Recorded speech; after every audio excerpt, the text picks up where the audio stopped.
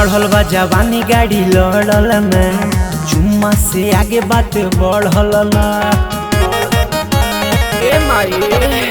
चढ़ल बा जवानी गाड़ी लड़ल में चुम्मा से आगे बात बढ़ल ना। सखी सैया बड़े सफा सिर गिट्टी हो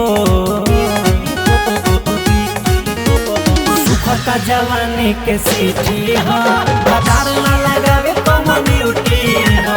सुखता जवानी के सीटी हो बाजार ना लगावे कम्युनिटी हो।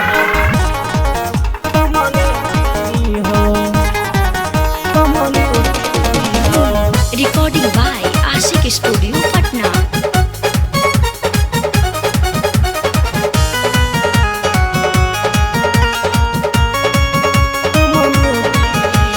नए हमार रोढ़ाना बिछावना नसे नहीं बाटे जहुआवना।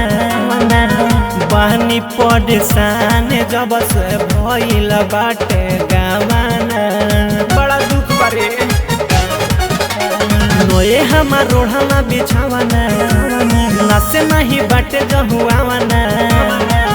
बहनी परेशान जब से भइल बाटे गावाना। देखी सहबे मारतावे सिटी हो सुखता जवानी के सिटी हो बाजार ना लगावे कम्युनिटी हो।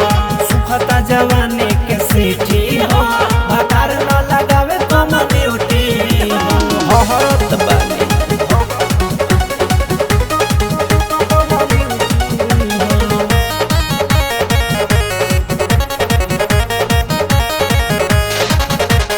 ससुर के मिलल नहीं सुखवा एकरा से कहीं अपन दुखवा।